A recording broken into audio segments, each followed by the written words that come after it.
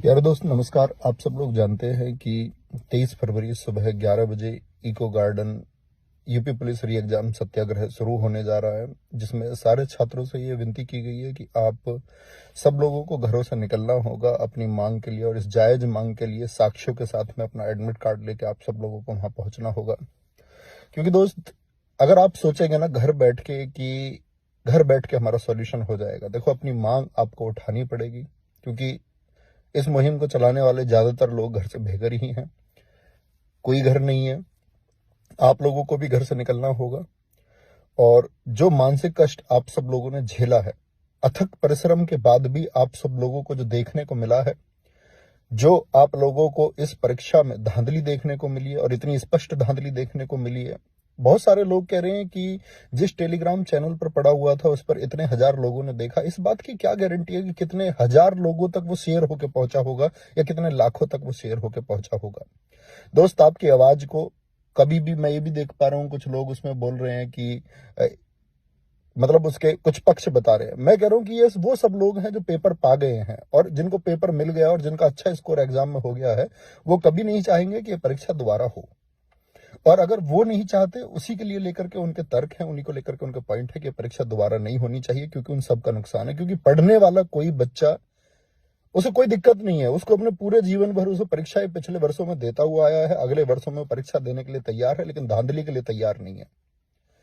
बाकी विवेक सर ने आप सब लोगों को कल वीडियो में बताया, उनकी वीडियो को जाकर के उनके चैनल पे भी आप देखें, उसको शेयर करें कि किस तरह से ये आंदोलन चलेगा।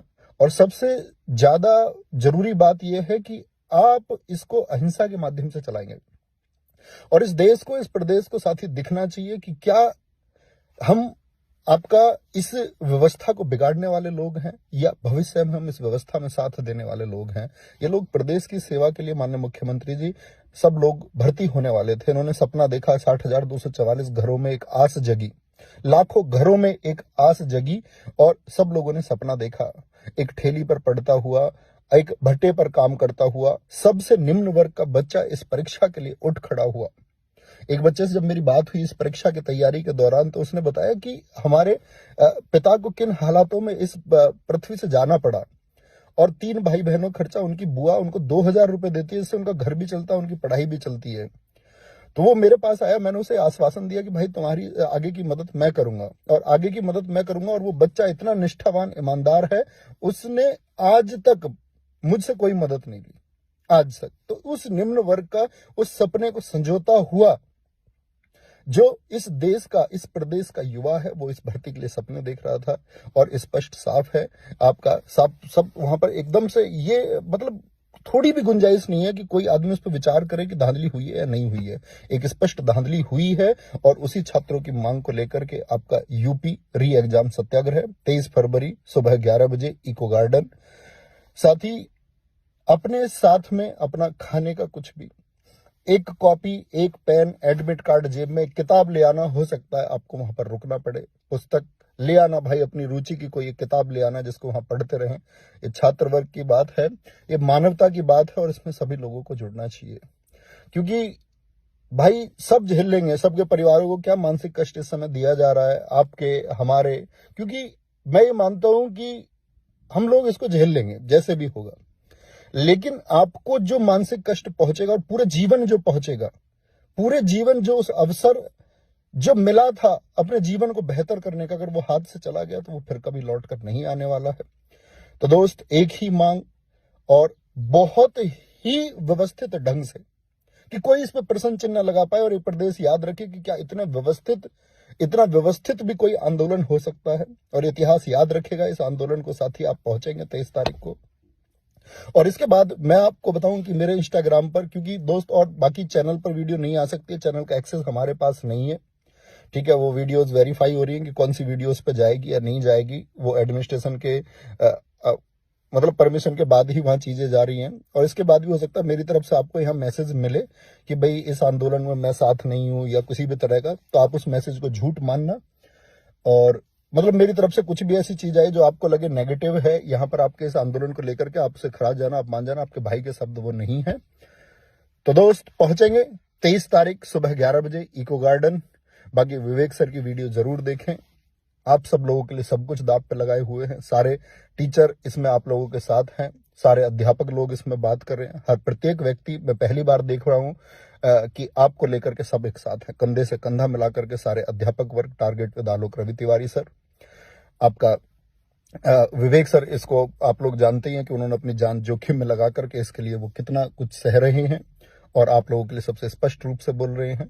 आपका एसएसजी गुरुकुल सर बहुत मोर्चा संभाले हुए हैं और इस समय की इस स्थिति में सबसे आगे दिख रहे हैं। मैं अगर बात करूं तो इस प्रदेश के ऑफलाइन और ऑनलाइन के सभी सम्मानित साथी आप लोगों के लिए प्रयास कर रहे हैं। तो साथी, अब जरूरत है कि आप जाग पाएंगे, नहीं जाग पाएंगे। आज सुबह भी नोटिस आया, सुबह के नोटिस में भी आप लोगों ने देखा होगा कि वो कह रहे कि 23 तारीख तक आप अपने जो भी प्रतिवेदन है उनको भेज दीजिए। बोर्ड अच्छा डिसीजन लेगा, आप छात्रों के हित में डिसीजन लेगा। लेकिन दोस्त, ये सब आप लोग अपनी आवाज को बहुत बुलंद तरीके से उठा पा रहे हैं, इसकी वजह से वो आवाजें आ रही हैं। तो आप सब लोगों को आवाज इस तरह से उठाए रखनी है, क्योंकि वो बहुत सारे प्रयास होंगे कि आपकी आवाज को धीमा कर दिया जाए, आपकी आवाज को दमन कर दिया जाए। लेकिन इतनी एक व्यवस्थित मांग होनी चाहिए, इतने हिंसात्मक रूप से होनी चाहिए, क्योंकि दोस्त इसमें संवेदनाएं हैं, भावनाएं। और मैं प्रशासन से भी ये गुजारिश करूंगा कि पुलिस प्रशासन भी समझे कि आपके बच्चे हैं। आप जब सब भर्ती हुए होंगे तो आपके सपने रहे होंगे कुछ, और अगर आपके सपने को कुचला जाता या कुचल दिया जाता तो आप इस समय यहां वर्दी में नहीं होते। तो आप जो किसी को भी मानसिक कष्ट दे रहे, किसी के परिवार को, किसी की माता, किसी पिता को, ठीक है, झेला जाएगा, लेकिन आप लोग थोड़ी एक इंसानियत, थोड़ी सी संवेदनाएं, थोड़ी सी भावनाएं इन बच्चों के लिए रखिए। प्लीज, मेरी रिक्वेस्ट है सब लोगों से, और सब लोग पहुंचे और अपनी इस मांग को उठाए। थैंक यू, जय हिंद। और साथ ही याद रख लेना, वहां इको गार्डन में किसी भी प्रकार की भाषणबाजी से बचें, किसी भी प्रकार का अनावश्यक शब्द ना बोलें।